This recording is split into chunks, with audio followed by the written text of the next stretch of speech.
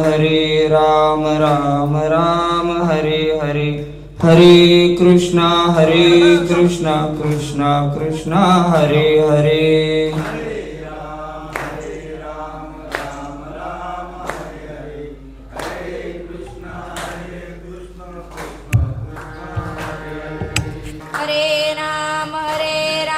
राम राम हरे हरे, हरे कृष्णा कृष्णा कृष्णा हरे हरे।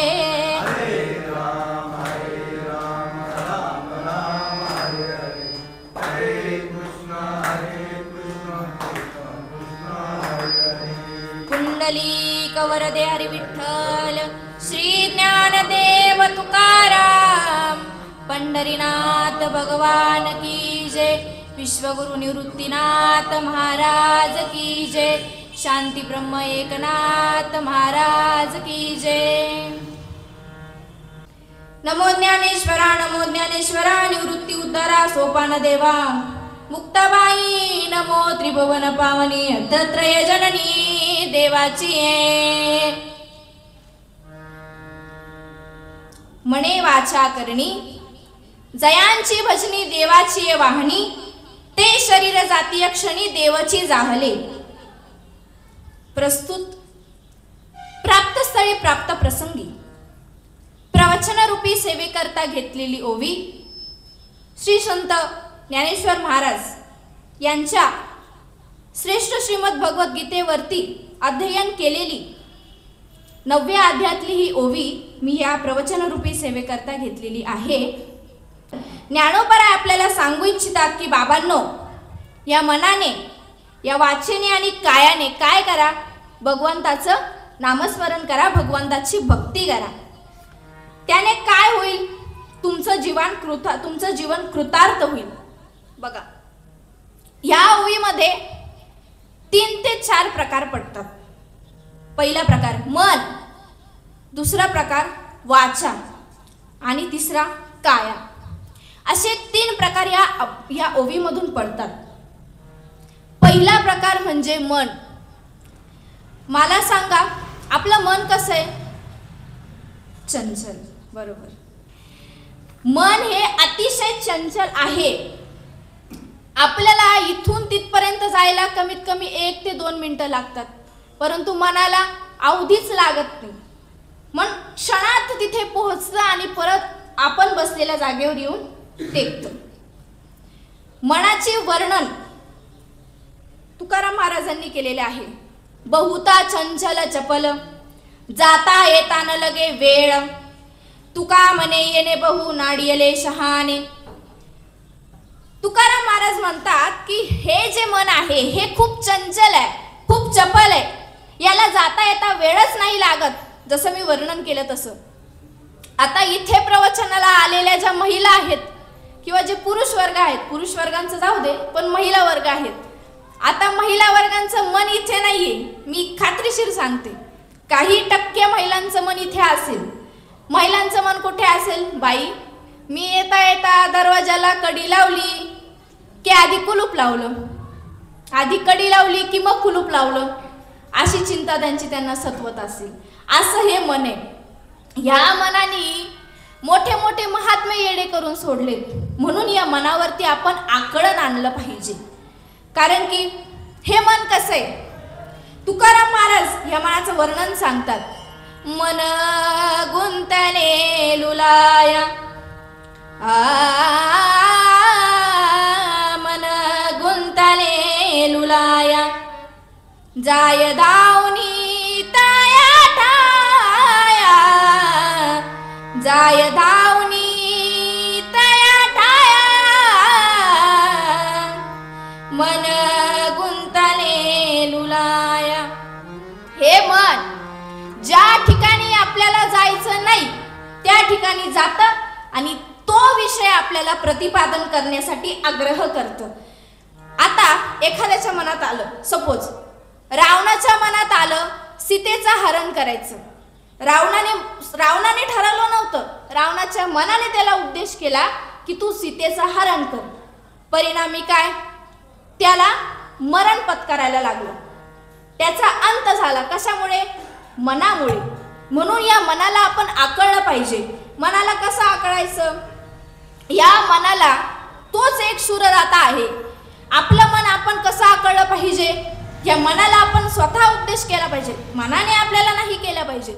आपण मनाला म्हणलं पाहिजे, हे मना हो मागे. मग कुठे जायचं? जाय धावनी तया ठाया. या मनाला आपण भगवंताच्या चरणी लीन केलं पाहिजे. या मनाला आपण पांडुरंगाच्या चरणी लीन केलं पाहिजे. मग मना तेथे धाव घेई राही विठोबाचे पायी. राही विठोबाचे पायी, राही विठोबाचे पायी. या मनाला आपण विठोबाच्या या देवाच्या चरणी लीन केलं पाहिजे. या पांडुरंगाच्या चरणी आपण मनाला नेऊन ठेवलं पाहिजे. मनाला इकडे तिकडे विषय सुखाला तुम्ही मनाला घेऊनच जाऊ नका. विषयाचं सुख तुम्ही मनाला देऊच नका. मग मनाला स्वतःवरती मनाचा तुम्ही अवलंब करा. मनाला तुम्ही उपदेश करा आणि विठ्ठलाच्या चरणी नेऊन सोडा. त्याने काय होईल?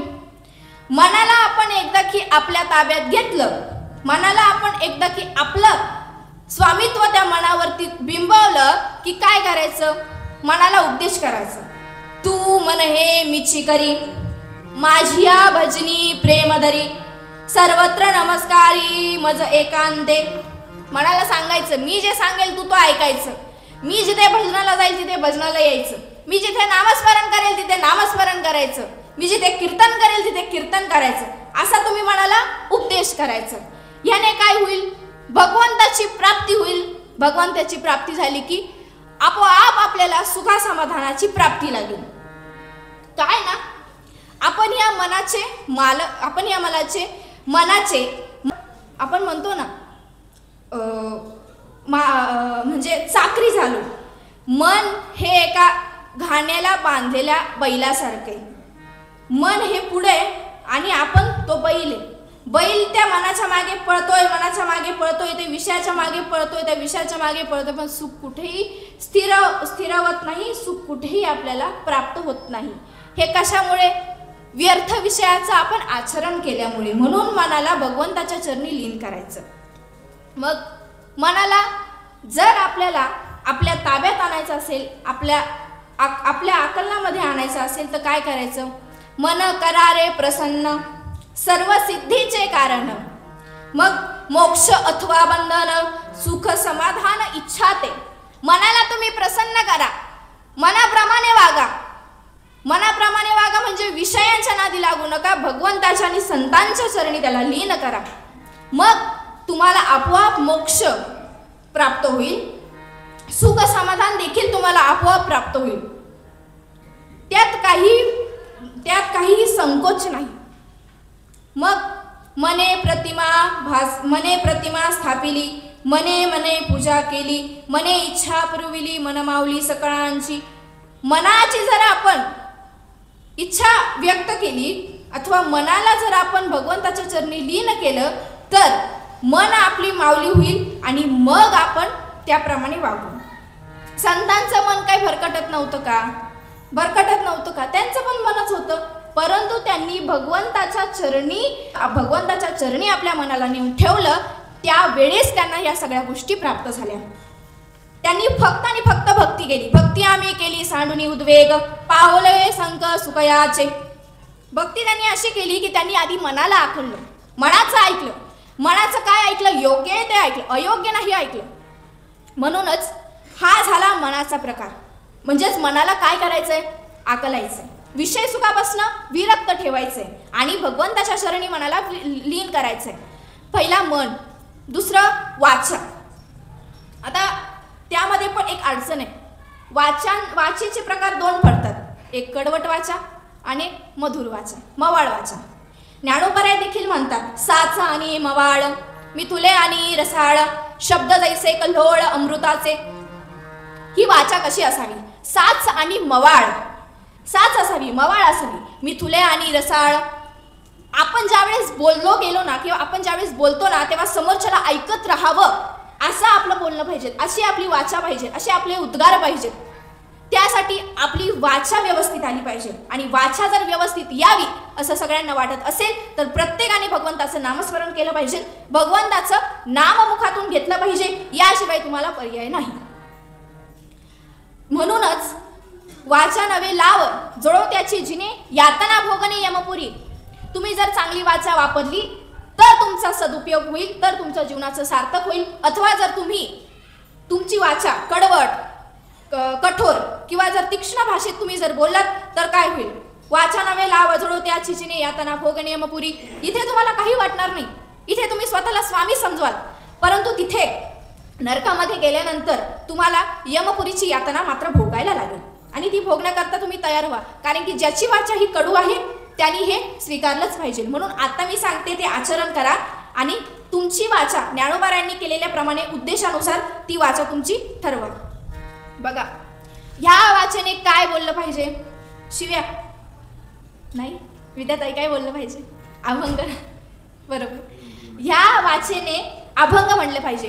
घेई घेई माझे वाचे गोड नाम विठोबाचे, तुम्ही घ्या रे डोळा सुख पहा विठोबाचे मुख.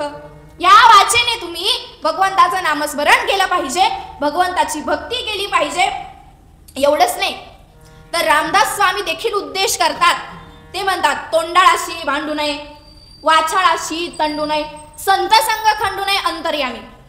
तोंडाळाशी भांडायचं नाही, वाछाळाशी तंडायचं नाही. वाचेने तोंडाळाशी भांडायचं नाही, वाछाळाशी तंडायचं नाही, संत संग कधी खंडायचं नाही.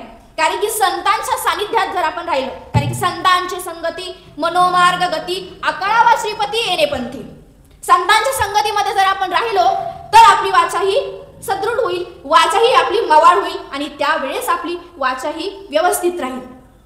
म्हणून नाथ महाराज म्हणतात, वाचे सदा राम नाम तया न बाधी क्रोध काम.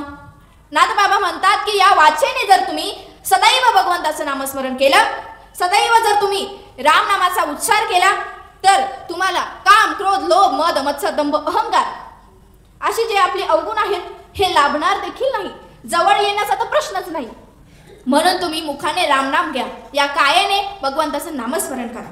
मग तुकाराम महाराज म्हणतात, अहो एवढंच नाही तर तुकाराम महाराज सदैव भगवंताचं नामस्मरण करायचे. उठता बसता खाता पिता झोपता प्रत्येक वेळेस दर क्षणाला प्रत्येक क्षणाला फक्त तुकाराम महाराजांच्या मुखामध्ये विठ्ठलाचं नामस्मरण असायचं. तुकाराम महाराज म्हणतात, माझी मज झाली अनावर वाचा, माझी मज झाली अनावर वाचा, छंद या नामाचा घेतला से, छंद या नामाचा घेतला से, माझी मज झाली अनावर वाचा.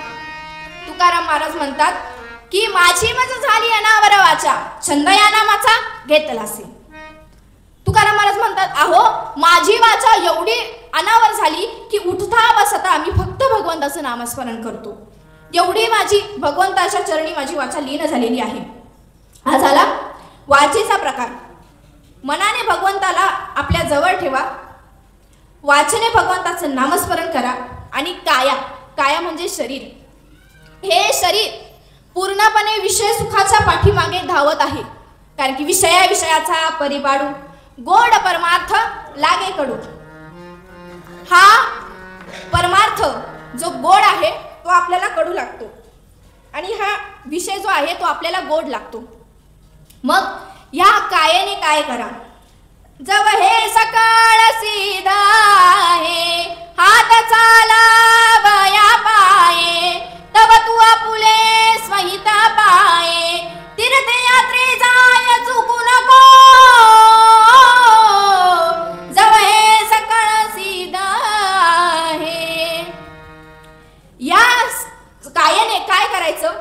आपलं शरीर जोपर्यंत व्यवस्थित आहे तोपर्यंत भगवंताची वारी करायची, तीर्थयात्रेला जायचं, भगवंताचं दर्शन घ्यायचं. कारण की तीर्थयात्रेला जर आपण चुकलो तर आपले शरीर जे आहे ते दूरदशेला प्राप्त होतं. त्यामुळे जितकी तुमच्या आयुष्यात होईल तितकी तुम्ही तीर्थयात्रा करा, जितके तुम्हाला शक्य होईल तितके तुम्ही वाऱ्या करा, तुम्हाला जितकं शक्य होईल तितकं तुम्ही भगवंताच्या मंदिरामध्ये जाण्याचा प्रयत्न करा. कारण की तीर्थयात्रे सुखे जाऊ, वाचे विठ्ठल नाम घेऊ, संतान संगे सेवू वासुदेव घनिवरी. तीर्थयात्रेला सुखाने जा, ह्या कायेला तुम्ही झिजवा, व्यर्थ विषय सुखाच्या पाठीमागे पडू देऊ नका. ह्या कायेला तुम्ही भगवंताच्या मंदिरामध्ये जाण्यासाठी तुम्ही त्याला जबरदस्ती करा, त्याच्यावर बंधनं लादा. नाही मला मंदिरात आज जायचं, तुम्ही मनापासून ठरवलं ना आज मला प्रवचनाला यायचंच आहे, आज म्हणजे यावर्षी मला वारीला जायचंच आहे, यावर्षी मला काशीला जायचंच आहे, यावर्षी मला तीर्थयात्रेला जायचंच आहे, तर नक्की निश्चित तुमचं शरीर तुम्हाला साथ देईल. परंतु तुम्ही जर स्वतःच म्हणत राहिला की या वर्षी काही जमणार नाही, या वर्षी काही माझ्याच्याने होणार नाही, तर ते होणारच नाही. कारण की आपण शरीराचे काय करतो, लाड करतो. म्हणूनच या शरीराला जिजवा, या शरीराला तुम्ही म्हणा, त्याला सांगा, त्याला उद्देश करा की मी भगवंताची वारी करणार, मी या शरीराचा म्हणजेच माझ्या शरीराचा मी सदुपयोग करणार, भगवंताच्याच ठिकाणी मी माझ्या शरीराला ठेवणार आणि तेव्हा मी माझ्या शरीराचा माझ्या जीवनाचा कृतार्थ बघणार. असं तुम्ही तुमच्या शरीराला बंधन द्या. कारण की घाली संतांसी आसने, पूजा करू काया वाचा मने, एका जनार्दनी जाणे इच्छिले ते पुरवी. या शरीराला संतांच्या सेवेत रुजवा, भगवंताच्या भक्तीत रुजवा. कारण की हे शरीर कसं आहे, नाशिवंत देह जाणार सकळ, नाशिवंत देह जाणार सकळ, आयुष्य खातो काळ सावधान. हे नाशिवंत देह आहे, कारण की हा आज आहे तर उद्या नाही. त्यामुळे तुम्ही फक्त ह्या शरीराला भगवंताची गोडी लावा. काय करायचं, तुकाराम महाराज म्हणतात समर्पिली काय तुका म्हणे पंढरी राया. तुकाराम महाराजांनी काय केलं, ह्या कायेला, तुकाराम महाराजांनी ह्या कायेला, या शरीराला फक्त भगवंताच्याच भक्तीमध्ये 24 तास 24 घटिका या भगवंताच्या भक्तीमध्ये स्वतःला भिजवत ठेवलं, स्वतःला रुजवत ठेवलं. तुकाराम महाराज म्हणतात मनवनी म्हणे काय वाचे, जो सेवक होईल इयेचा, तो स्वानंद साम्राज्याचा चक्रवर्ती करी. ह्या तन मन धनाने, या मनाने कायेने वाचेने कोण प्रभुत्व मिळून कोण या साम्राज्याचा चक्रवर्ती झाला, ते असणारे श्री संत तुकाराम महाराज. त्यांनी मनालाही आकळलं, वाचेलाही मवाळ बनवलं आणि या शरीराला देखील भगवंताच्याच सेवेमध्ये रुजू केलं. बघा, सांगण्याचा दृष्टांत असा की 1600च्या काळामध्ये तेव्हा काही आपल्यासारख्या वाऱ्या नव्हत्या. आता कसं आपल्याकडे गाड्यांनी बसनी गाड्यांनी प्रवास असतो, वाऱ्यांना जायचं असेल तर काही गाड्यांनी जाता, बसनी जाता. तेव्हा काही एवढी सोय नव्हती. महाराष्ट्रातल्या प्रत्येक कानाकोपऱ्यातील वारकरी हा वारीला निघाला आणि तेव्हा काही स्वतंत्र दिंड्याही नव्हत्या, एकच दिंडी असायची. संपूर्ण महाराष्ट्रातील लोक वारी करता निघाले. निघाल्यानंतर त्यांच्या सवयी तुकाराम महाराज देखील होते. सगळे पंढरपुरामध्ये पोहोचल्यानंतर सगळ्यांनी एकच गजर लावून ठेवला की आता तर आम्ही पंढरपूरमध्ये आलोय. पंढरपूरमध्ये आल्यानंतर आमची अशी इच्छा आहे की आम्ही ऐकलंय की वारीमध्ये तुकाराम महाराज देखील आलेत. मग आम्हाला तुकाराम महाराजांच्या मुखातून त्यांचे अभंग ऐकायचे. सर्व लोकांची चर्चा सुरू झाली. सर्वांचे एकापासून दुसऱ्याकडे, दुसऱ्यापासून तिसऱ्याकडे, अशी करत करत ही वार्ता कोणाकडे पोहोचली, तुकाराम महाराजांकडे. कारण की तुकाराम महाराज त्याच दिंडीत होते. महाराष्ट्रभर जी दिंडी होती फार मोठी असणार. तुकाराम महाराजांना कळल्यानंतर फार लोकांनी हट्ट केला. तुकाराम महाराज देखील म्हणाले की तुमचा हट्ट मला मान्य, अमान्य असं नाही, परंतु मी देखील थकलो, मला देखील थोड्या काही क्षण मला विश्रांती घेऊ द्या, मी लगेच तुम्हाला अभंग म्हणून दाखवतो, माझी अभंगवाणी तुमच्या समोर सादर करतो. परंतु तिथल्या लोकांनी काय ऐकलं नाही. ते म्हणा नाही नाही तुकाराम महाराज म्हणे आम्हाला आत्ताच्या आत्ता तुमचा अभंग ऐकायचा. म्हणे अहो अहो या पंढरीश पांडुरंग परमात्म्याच्या भूमीमध्ये आपण आलो, जा त्याचं दर्शन घ्या. परंतु त्या लोकांनी, त्या वारकऱ्यांनी तुकाराम महाराजांचं काही ऐकलंच नाही. ते म्हणे नाही नाही नाही, त्यांचं दर्शन आम्ही घेणारच आहोत, विठ्ठलाचं दर्शन घेण्याकरताच इथवर आलो, परंतु तुमच्यासारखा महात्मा आम्हाला भेटून देखील आमचा काही सदुपयोग व्हायला नको की नाही, तुम्ही आम्हाला एखादा अभंग म्हणून दाखवा. लोकांचं फार आग्रहास्तव श्री संत तुकाराम महाराजांनी अभंग म्हणण्यास सुरुवात केली. तुकाराम महाराज म्हणतात की बाबांनो, तुम्हाला देखील माझ्यासारखं व्हायचं असेल किंवा तुम्हाला देखील मी सांगेल तसं करायचं असेल किंवा माझा अभंग जर तुम्हाला ऐकायचा असेल तर तुकाराम महाराज म्हणतात ऐका ऐका भाविक जन, व्हाल कोण कोण ते. तुकाराम महाराज म्हणतात ऐका ऐका भाविक जनांनो, सर्वांनी सावध होऊन ऐका. व्हाल कोण कोण ते. तुम्ही कोण कोण व्हाल? तुम्ही हरिदास व्हाल, तुम्ही रामदास व्हाल, तुम्ही ज्ञानोबराय व्हाल, तुम्ही निवृत्तीनाथ व्हाल, तुम्ही मीराबाई व्हाल, तुम्ही जनाबाई व्हाल, तुम्ही मुक्ताबाई व्हाल. तुम्ही जे नाही त्या संतांची पदवी तुम्हाला लागेल. ती कशाने? मग तार्किकाचा टाका संग पांडुरंग स्मरावे. तुम्ही जर नाशवंत व्यक्तीचा संग टाकलात तर तुम्ही भगवंताची भक्ती करण्याकरिता सज्ज व्हाल. भगवंताची भक्ती करा. असं म्हणल्यानंतर तुकाराम महाराज म्हणतात की अहो, मग त्यानंतर भाविक जन म्हणतात तुकाराम महाराज तुम्ही आम्हाला सांगितलं, फार फार बरोबर सांगितलं. आम्ही आजपासून आमच्या आयुष्यात असलेले कुकर्मी लोकांना अजिबात आमच्या जवळ देखील येऊ देणार नाही. परंतु महाराज आम्हाला सांगा यांचा संघ का सोडायचा? मग यांचा संघ जर सोडला तर कोणाचा धरायचा? तुकाराम महाराज हसले आणि म्हणाले हा काय विचारण्याचा प्रश्न आहे का? तुम्ही संतांचा संघ धरा, भगवंताचा संघ धरा. नाही ते जमलं तर कीर्तनाचा संघ धरा. कीर्तनी स्वधर्म जोडे, कीर्तनी स्वधर्म वाढे, कीर्तनी परब्रह्म आतुडे, मुक्ती कीर्तना पुढे लाजुनी जाय. या कीर्तनामुळे स्वधर्म जोडला जातो, या कीर्तनामुळे स्वधर्म वाढला जातो, या कीर्तनामुळे परब्रह्म देखील आपल्या कीर्तनामध्ये येतो, कीर्तनामध्ये परब्रह्म देखील आपल्या असतो. या कीर्तनापुढे मुक्ती देखील लाजून जाते. ज्या मोक्षासाठी, ज्या मुक्तीसाठी आपण धडपड करतो ती मुक्ती, तो मोक्ष त्या कीर्तनापुढे लाजून जातो. एवढी ताकद कोणात आहे? कीर्तनात, भगवंताच्या नामस्मरणात. तुकाराम महाराज म्हणाले अहो, आता तुम्हाला मी एवढं सांगतच आलोय तर माझ्या आयुष्यात घडलेला एक प्रसंग सांगू. भाविक जन म्हणाले हो महाराज अवश्य सांगा. ती म्हणा अहो, तुमच्यासारखे भाविक मला लाभणं माझं अत्यंत भाग्य आहे, फार मोठं भाग्य आहे. परंतु काही काही अभागी लोक असे आहेत की ज्यांच्याकडे मी गेलो, ज्यांना उपदेश केला तरी देखील त्यांनी माझं ऐकलं नाही, मला परत पाठवलं. तुकाराम महाराज म्हणले मी काय केलं? एका टोपलीमध्ये देवाला घेतलं, ती टोपली आपल्या डोक्यावर घेतली, गावोगावी फिरू लागलो आणि म्हणू लागलो देव घ्या कोणी, देव घ्या कोणी, देव घ्या कोणी, देव घ्या कोणी, आयताला घर पुसूनी, आयताला घर पुसूनी, देवन लगे, देवन लगे, देवन लगे, देवन लगे. तुकाराम महाराज म्हणालेत की मी दारोदारी गेलो, लोकांना म्हणालो देव घ्या कोणी, देव घ्या कोणी, आयताला घर पुसूनी. तुकाराम महाराज म्हणतात मी असं लोकांना म्हणल्यानंतर लोक म्हणतात काय ना तुकाराम महाराज, हरकत काहीच नाही. घरामध्ये संसाराच्या एवढ्या गोष्टी भरल्या गेल्या आहेत की देवाला ठेवण्याकरता काय राहिली नाही, जागाच राहिली नाही. मग लोक काय म्हणतात देवन लगे, देवन लगे, साठवणीचे रुंदले जागे, साठवणीचे रुंदले जागे, देवन लगे, देवन लगे. असं म्हणल्यानंतर तुकाराम महाराज म्हणतात अरे काय विचित्र माणसं आहात तुम्ही, देवाला नाकारतात, काय तुम्हाला पटायला पाहिजे. तुकाराम महाराज थोडेसे नाराज झाले.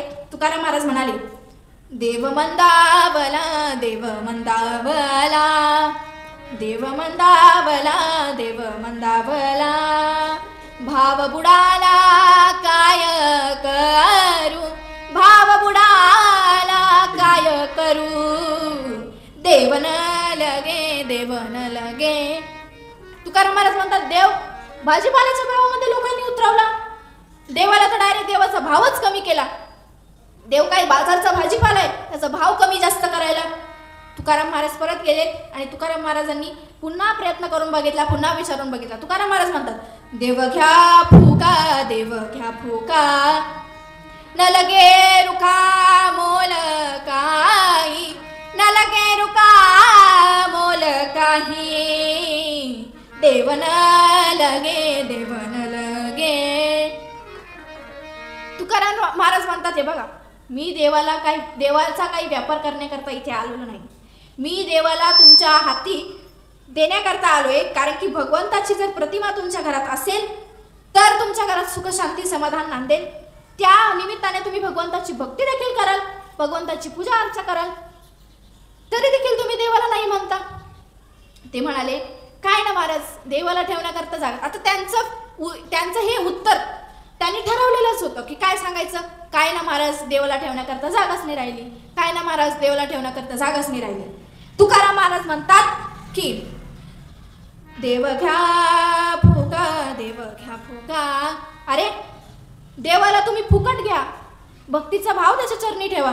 नाही म्हणे, देव नकोय आम्हाला. मग तुकाराम महाराजांना राग आला, चिड आली आणि तुकाराम महाराज म्हणतात दुबळा तू का भावे विन, दुबळा तू का भावे विन, उधार घेतला देवरूने, उधार घेतला देवरूने, देवन लगे देवन लगे, देवन लगे देवन लगे. तुकाराम महाराज म्हणतात मी दुबळा झालो, मी क्षीण झालो, या लोकांपुढे मी माझे हात टेकलो आणि मी माझा भक्तीचा भाव देवाच्या चरणी वाहिला आणि देवाला मी स्वतःच्या हृदयामध्ये बसवलं. स्वतःच मी भगवंताला मी स्वतः माझ्या जवळ ठेवलं आणि भगवंताची मनापासून भक्ती केली. याला म्हणतात भक्त आणि याला म्हणतात कायेने वाचेने मनाने भगवंताला आपलंसं करणं. बघा, या मनाने वाचेने आणि कायेने भगवंताला आपलंसं आणखीन कोणी कोणी केलं. सावतामाळी महाराज. सावतामाळी महाराजांनी एक दिवस आपल्या शेतामध्ये भगवंताचं भजन करत होते. भगवंताचं भजन करत असताना त्याच ठिकाणावरून नामदेव महाराज, ज्ञानोबराय आणि इतर सर्व वारकरी आणि त्यांच्या समेत श्री पंढरीश पांडुरंग परमात्मा हे वारी करता चालले होते.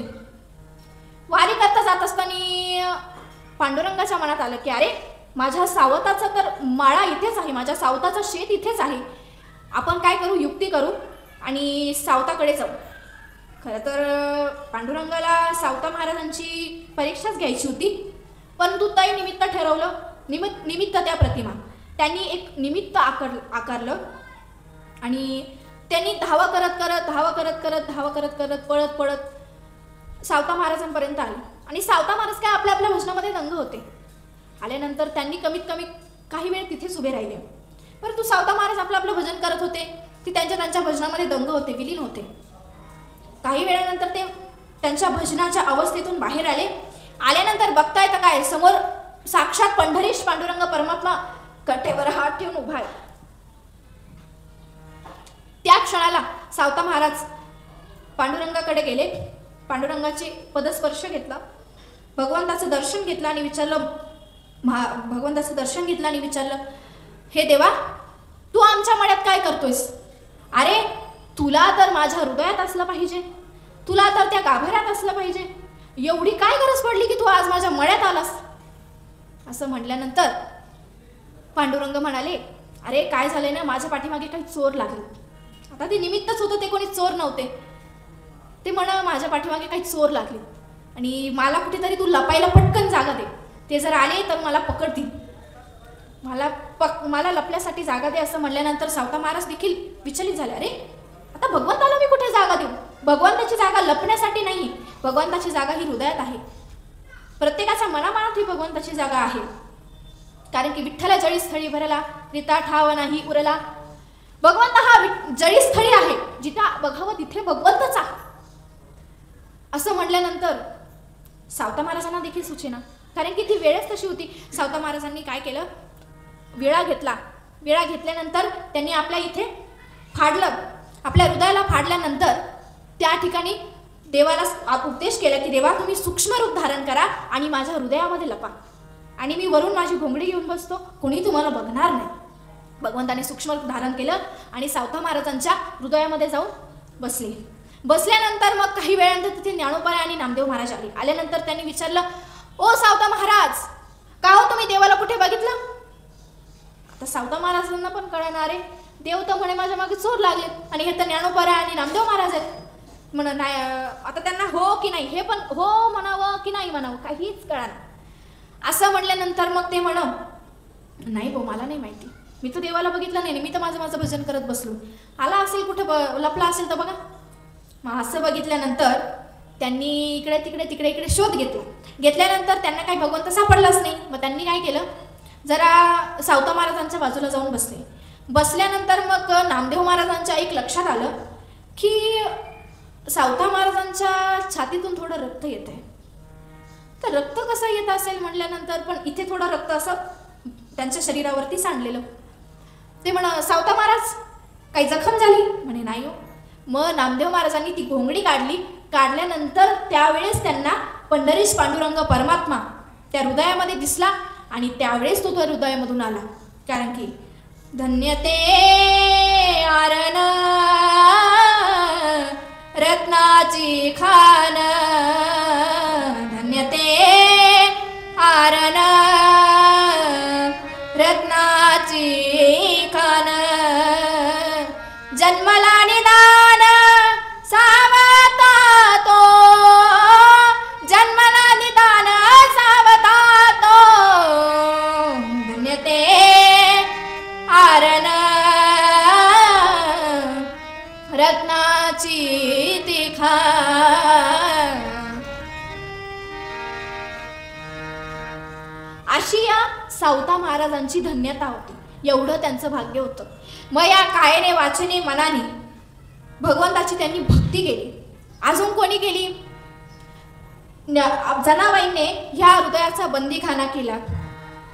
हृदयाचा बंदीखाना केला, हृदयी बंदीखाना केला. आता विठ्ठल कोंडीला, आता विठ्ठल कोंडीला, हो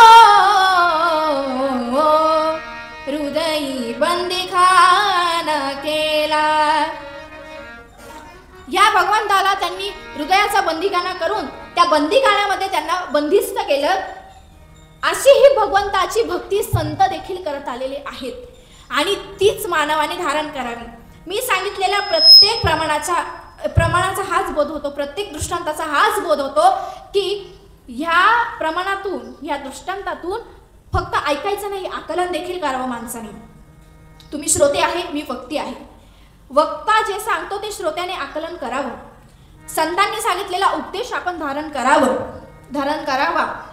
संत आपल्याला मानवाच्या कल्याणासाठी आपल्याला प्रत्येक दृष्टांतातून, प्रत्येक प्रमाणातून आपल्याला उद्देश करता की तुम्ही भगवंताची भक्ती करा. भगवंताचं या कायेने, वाचेने, मनाने, या संपूर्ण शरीरानेच नवे तर संपूर्ण शरीराने भगवंताची भक्ती करा. म्हणून मने वाचा करणी जयांची भजनी देवाची वाहनी, ते शरीर जाती क्षणी देवची झाले. पुंडलिक वरदे हरी विठ्ठल, श्री ज्ञानदेव तुकाराम, पंढरीनाथ भगवान की जय, विश्वगुरु निवृत्तीनाथ महाराज की जय, मौली ज्ञानेश्वर महाराज की जय. विठ्ठल विठ्ठल विठ्ठल विठ्ठल. झालेली सेवा मी भगवंताच्या चरणी, सर्व संत मंडळींच्या चरणी समर्पित करते. माझ्या मुखातून जर काही वाकडे बोल पडले असतील तर माझे ते शब्द मला परत करा आणि जे काही चांगलं असेल ते तुमचं, जे काही वाईट असेल ते माझं. धन्यवाद.